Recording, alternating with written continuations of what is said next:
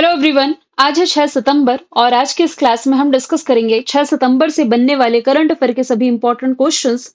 और देखिए, गणपति विसर्जन का समय चल रहा है तो हो सकता है मेरे बैकग्राउंड में आप लोगों को थोड़ा लाउड म्यूजिक सुनाई दे। यदि देता है तो आज के लिए थोड़ा मैनेज करेंगे। प्रीवियस क्लास में हमने देखा था भारत और अमेरिका के बीच युद्धाभ्यास का 21वां एडिशन ये चल ही रहा है। बिहार में भारत का पहला डिजिटल कृषि निदेशालय गठित किया गया। भारत के कृषि खाद्य निर्यात को बढ़ावा देने के लिए राजधानी दिल्ली से भारतीय पहल की शुरुआत की गई है। अभी हाल ही में केंद्रीय मंत्री गिरिराज सिंह के द्वारा कपास कृषक समुदाय को इनकरेज करने के लिए कपास किसान ऐप लॉन्च किया गया। हाल ही में प्रतिष्ठित क्वेस्ट गोल्ड अवार्ड से सम्मानित किया गया आहान रितेश प्रजापति को 2025-26 के शैक्षणिक वर्ष के लिए अभी हाल ही में भारत ने 1000 ई छात्रवृत्ति की पेश की है। किसके लिए? अफगानिस्तान के छात्रों के लिए। उज्बेकिस्तान ने अपना स्वतंत्रता दिवस 1 सितंबर को मनाया। जीएसटी काउंसिल की जो 56 मीटिंग थी, इसमें दो प्रमुख टैक्स स्लैब तय किए गए हैं, 5% का और 18% का। बिहार राज्य जीविका निधि साख सहकारी संघ लिमिटेड का शुभारंभ प्रधानमंत्री नरेंद्र मोदी ने किया। नेशनल टीचर्स डे जो 5 सितंबर को मनाया गया, डॉक्टर सर्वपल्ली राधाकृष्णन के सम्मान में। डीजीसीए से सुरक्षा मंजूरी प्राप्त करने वाली पहली कंपनी बनी है air India sets airport services. चलिए शुरू करते हैं आज का हमारा पहला सवाल। फिलिस्तीन को मान्यता देने वाला पहला G7 कंट्री कौन बना है?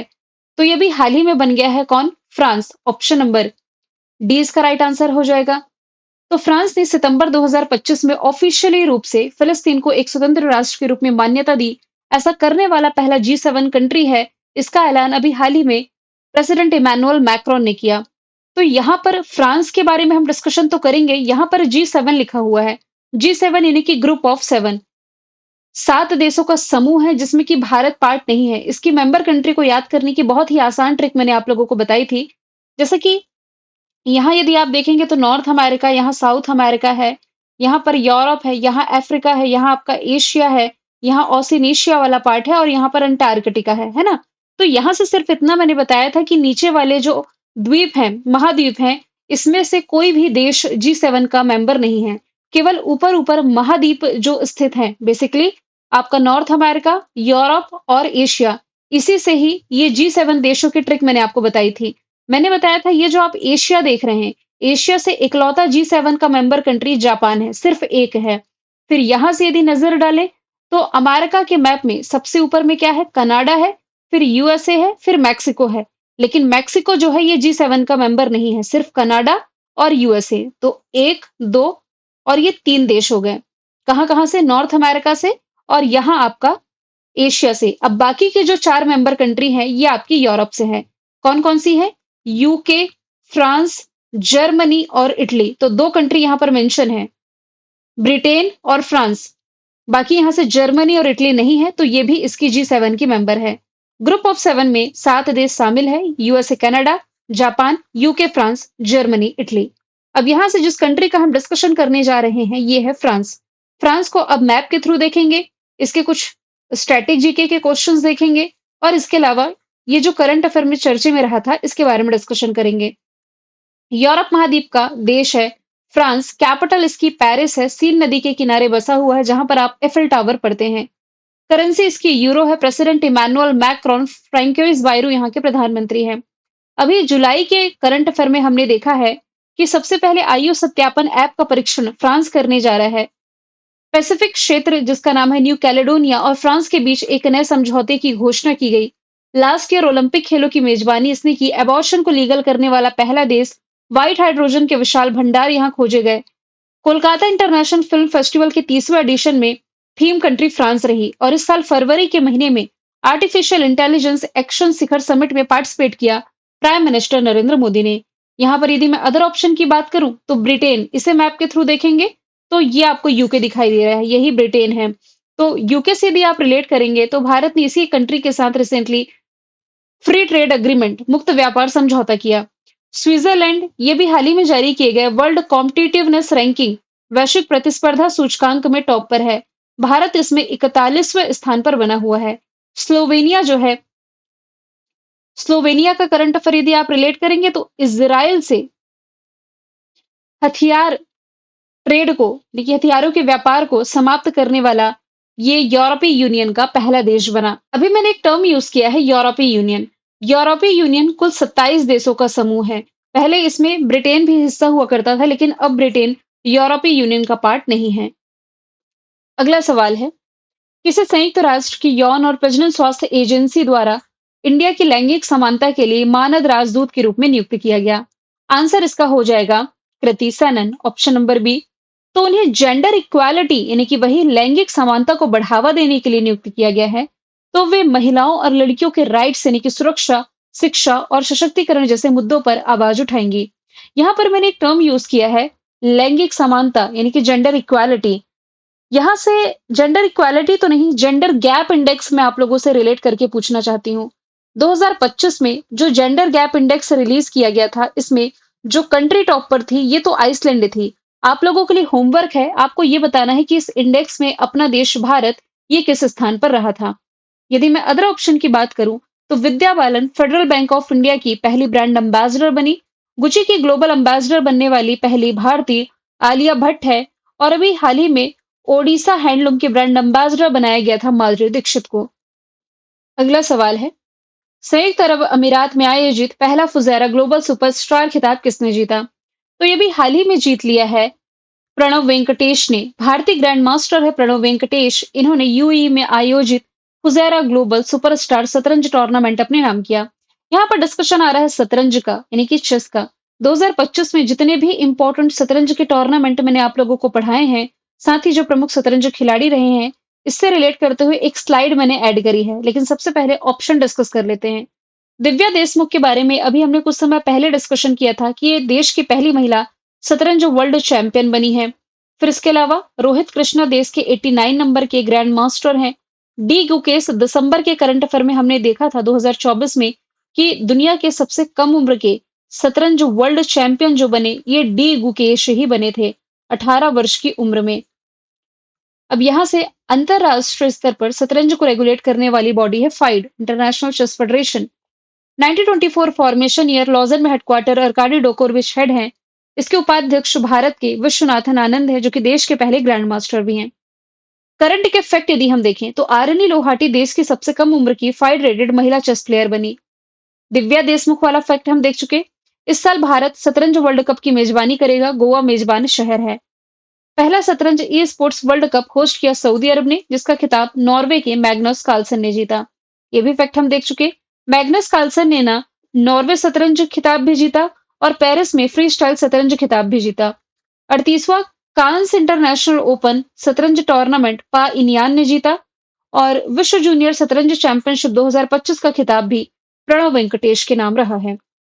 छत्तीसगढ़ तेलंगाना की सीमा पर कर्रेगुट्टा पहाड़ी पर चलाया गया सबसे बड़ा नक्सल विरोधी अभियान है। इसका नाम रखा गया है क्या? Operation Black Forest. Option C इसका राइट आंसर है। पहले भी मैंने आप लोगों को बताया था कि छत्तीसगढ़ और तेलंगाना की सीमा पर यह ऑपरेशन चलाया गया था। ये अब तक का सबसे बड़ा नक्सल विरोधी अभियान है। सरकार का लक्ष्य 31 मार्च 2026 तक भारत को नक्सल मुक्त बनाना। ऑपरेशन सिवा इसकी शुरुआत अमरनाथ यात्रा को सुरक्षा प्रदान करने के लिए की गई थी। ऑपरेशन फेस वॉश ये दिल्ली में चलाया गया था।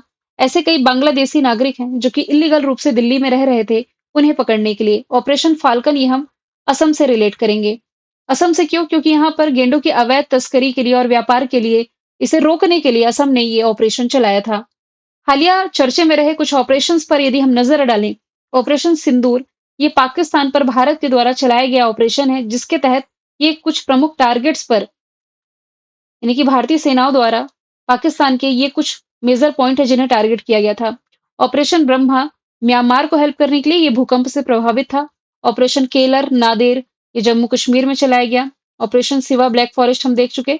ऑपरेशन ओलिविया ओडिशा के तटों पर इंडियन कोस्ट गार्ड ने। ऑपरेशन वेब स्पाइडर यूक्रेन ने चलाया रशिया पर। ऑपरेशन सिक्योर इंटरपोल ने। ऑपरेशन राइजिंग लायन इजराइल ने चलाया है ईरान पर। ऑपरेशन ट्रू प्रॉमिस 3 ईरान ने चलाया है इजराइल पर। ऑपरेशन सिंधु ईरान से भारतीयों को निकालने के लिए भारत ने चलाया है। ऑपरेशन मिडनाइट हैमर ईरान के खिलाफ चलाया, किसने? अमेरिका ने चलाया। ऑपरेशन बसायर अल फतह ईरान ने चलाया अमेरिका पर, लेकिन ये चलाया गया कतर में। चलाया गया है अमेरिका पर, लेकिन कतर में ये चलाया गया। फिर ऑपरेशन महादेव आतंकवाद विरोधी अभियान है। ऑपरेशन अलर्ट राजस्थान मेघालय की बॉर्डर पर, और ऑपरेशन फाल्कन जस्ट मैंने बताया है आप लोगों को। पांचवा सवाल है, अभी हाल ही में national institute ranking framework release किया गया। इसमें जो संस्थान टॉप पर है, इसमें आईआईटी मद्रास लगातार 8वें वर्ष, माफ कीजिएगा, लगातार 7वें वर्ष समग्र श्रेणी में, यानी कि ओवरऑल कैटेगरी में ये पहले स्थान पर रहा है। शिक्षा मंत्रालय के द्वारा ये रैंकिंग रिलीज की गई है।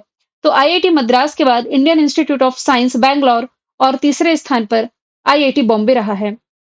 तो स्टार्टिंग के यदि देखें तो आईआईटी मद्रास टॉप पर है। हाइपरलूप प्रोजेक्ट इसी से मैंने आप लोगों को रिलेट करके बताया था। फिर आईआईटी दिल्ली जो है, इसने यूएई की कैपिटल अबू धाबी में भारत के बाहर अपना पहला ब्रांच ओपन किया। जबकि आईआईटी मद्रास ने भारत के बाहर अपना पहला ब्रांच जंजीबार तंजानिया में ओपन किया है। ग्रीन रूट के चुनाव के लिए ड्रम ऐप जो है, ये आईआईटी खड़गपुर ने डेवलप किया। और एक नए बैक्टीरिया की खोज आईआईटी बॉम्बे के शोधकर्ताओं ने की थी, जो कि पौधे के विकास में सहायक है। यहाँ पर मैंने कुछ आईआईटीज जो टॉप पर हैं, ओवरऑल कुल 5 आईआईटीज को टॉप पर जो रहे हैं, इसकी लिस्ट ऐड करी है। IIT Madras, Indian institute of science Bangalore, IIT Bombay, IIT Delhi और आईआईटी कानपुर। यहाँ पर आईआईटीज का करंट अफेयर यदि हम देखें तो आईआईटी पलक्कड़ ने भारत का पहला एआई आधारित लर्निंग ऐप लॉन्च किया, जिसका नाम टूटोज है। आईआईटी रुड़की ने एआई आधारित मोडे लिपि को देवनागरी में कन्वर्ट किया। आईआईटी मद्रास ने भारत की सबसे हल्की wheel chair 1D YD1 launch किया। स्तन कैंसर का समय रहता पता लगाने के लिए आईआईटी मद्रास ने भारत का पहला कैंसर जीनोम एटलस लॉन्च किया। लास्ट ईयर भी एनआईआरएफ यानी कि नेशनल इंस्टीट्यूट रैंकिंग फ्रेमवर्क में मद्रास ही टॉप पर था। भारत का पहला हाइपरलूप टेस्टिंग ट्रैक ये आईआईटी मद्रास कैंपस में बना है, लंबाई 410 मीटर है। Indian institute of science Bangalore ने अत्यधिक रक्त थक्के से बनने के रोकने के लिए इसने नैनो एंजाइम विकसित किया है। फिर आईआईटी खड़गपुर ने ड्रम ऐप लॉन्च किया है, जिसकी फुल फॉर्म बनती है dynamic route planning for urban green mobility. और आईआईटी दिल्ली ने हाई स्कूल की लड़कियों को ट्रेनिंग करने के लिए, यानी कि हाई स्कूल की लड़कियों को स्टेम में ट्रेनिंग करने के लिए, साइंस, टेक्नोलॉजी, इंजीनियरिंग और मैथमेटिक्स में ट्रेन करने के लिए मनस्वी मेंटरशिप पहल की शुरुआत करी है। अगला सवाल है, किस देश ने ओफेक 19 नाम का नया स्पाई सैटेलाइट लॉन्च किया? तो स्पाई का मतलब होता है जासूसी। जासूसी सैटेलाइट अभी हाल ही में इजराइल के द्वारा लॉन्च किया गया है। नाम क्या है? ओफेक 19। ये सैटेलाइट दुश्मन गतिविधियों पर 24 आर निगरानी रखने में सक्षम है। और ईरान जैसे दुश्मनों पर, हालांकि ईरान ये तो दुश्मन ही हुआ इजराइल का, दोनों की बनती है नहीं, तो ईरान जैसे दुश्मन देशों पर निगरानी रखने में महत्वपूर्ण भूमिका निभाएगा और देश की सुरक्षा को भी बढ़ावा देगा। तो ये जासूसी और निगरानी रखने का काम बेसिकली करेगा। इजराइल की कैपिटल हो जाएगी यरूशलेम। करेंसी इजरायली न्यूज से कल प्राइम मिनिस्टर बेंजामिन नेतन्याहू है। एडीबी में शामिल 69 मेंबर कंट्री है। एशियाई विकास बैंक की बात की जा रही है। यहाँ भारत ने ऑपरेशन अजय चलाया। भारतीय नागरिकों के लिए इसने ई वीजा प्रणाली की शुरुआत कर दी है। दुश्मन देश के ड्रोन को लेजर हथियारों से मारने वाला पहला देश बना। और यहाँ जो आप देख रहे हैं गाजा, गाजा पर कब्जा करने का इसने ऐलान कर दिया है। क्वेश्चन साइंस एंड टेक का है, तो चाइना सेट 10R ये भी हाल ही में चाइना के ही द्वारा लॉन्च किया गया। इसकी स्पेस एजेंसी का नाम है चाइना नेशनल स्पेस एडमिनिस्ट्रेशन। एक चामरान 1 सैटेलाइट था, ये ईरान ने लॉन्च किया था। जापान की स्पेस एजेंसी का नाम है जैक्सा। नेक्स्ट मून मिशन के लिए भारत ने इसी के साथ समझौता किया है और इसने दुनिया का पहला लकड़ी का सैटेलाइट लॉन्च किया था, जिसका नाम है लिग्नोसैट प्रोब। सवाल 7वां है, स्केचर्स ने किस भारतीय क्रिकेटर को अपना ब्रांड एम्बेसडर बनाया है? तो स्केचर्स के ब्रांड एम्बेसडर के रूप में मैं आप लोगों को जसप्रीत बुमराह का नाम बता ही रही थी, लेकिन इसमें एक और नाम ऐड कर लीजिए, मोहम्मद सिराज का। तो जसप्रीत बुमराह, ईशान किशन, मोहम्मद सिराज, यास्तिका भाटिया, ये स्केचर्स के ब्रांड एम्बेसडर्स में अब शामिल हो चुके हैं। यहाँ से यदि मैं कुछ ब्रांड के ब्रांड एम्बेसडर्स का आप लोगों को रिविजन कराऊं, तो ओडिशा राज्य के हथकरघा उद्योग का ब्रांड एम्बेसडर माधुरी दीक्षित को बनाया गया। जोमेटो के ब्रांड एम्बेसडर शाहरुख खान, ऑस्ट्रेलियाई टूरिज्म की सारा Tendulkar, e sports world cup जो सऊदी अरब ने होस्ट किया, इसके brand ambassador Cristiano Ronaldo, Maldives tourism की कैटरीना कैफ, कोरिया टूरिज्म की हिना खान, कर्नाटक वन विभाग ने अनिल कुंबले को बनाया अपना ब्रांड एम्बेसडर, यूरिका फोर्ब्स के श्रद्धा कपूर, फेडरल बैंक की विद्या बालन, एमआरएफ के शुभमन गिल, फिक्की फिल्म्स के आयुष्मान खुराना, खो खो वर्ल्ड कप के टाइगर श्रॉफ सलमान खान, भारत में मोटोजीपी के शिखर धवन, मुठ्ठुत पच्चापन ग्रुप के शाहरुख खान, गोआई बीबो के ऋषभ पंत, टाटा मोटर्स के विकी कौशल, शनेल के अनन्या पांडे, ड्रीम टेक्नोलॉजी का पहला भारतीय एम्बेसडर कृति सनन को बनाया गया। 8वां सवाल है, किस देश में नवगठित विश्व मुक्केबाजी के द्वारा पहला मुक्केबाजी चैंपियनशिप की शुरुआत की गई? इसकी शुरुआत अभी हाल ही में हो चुकी है, लिवरपूल, कहां पर? यूके में, यूनाइटेड किंगडम में। इस एडिशन की विशेषता ये है कि इतिहास में पहली बार पुरुष और महिला दोनों कैटेगरी की प्रतियोगिताएं एक साथ आयोजित की जा रही है। यहाँ पर कुछ आगामी टूर्नामेंट का एक बार फिर से हम रिवीजन करेंगे। जैसे कि badminton world championship next year Bharat host करेगा दिल्ली में। पिकल बॉल वर्ल्ड कप इस साल का अमेरिका होस्ट करेगा। पुरुष hockey Asia cup Rajgir host कर रहा है। T20 वर्ल्ड कप पुरुषों का नेक्स्ट ईयर होस्ट करेगा भारत श्रीलंका। इस साल महिलाओं का वर्ल्ड कप भारत होस्ट करेगा। चैंपियंस ट्रॉफी यूएई पाकिस्तान ने होस्ट की, विजेता भारत है। शतरंज वर्ल्ड कप इस साल भारत होस्ट करेगा गोवा में। फीफा मेंस वर्ल्ड कप 2026 जो होगा next year, USA Mexico Canada ये से होस्ट करेंगे। FIFA women world cup Brazil. 17 men's Asia cricket cup UAE host करेगा। विश्व खेलों का 12वां edition China. Boxing championship Bangkok Thailand. पहला शतरंज ई स्पोर्ट्स वर्ल्ड कप सऊदी अरब।